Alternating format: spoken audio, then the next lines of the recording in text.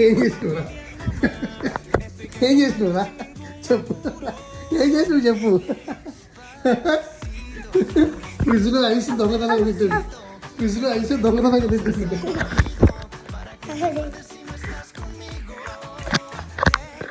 చూశారు సార్ చూశారు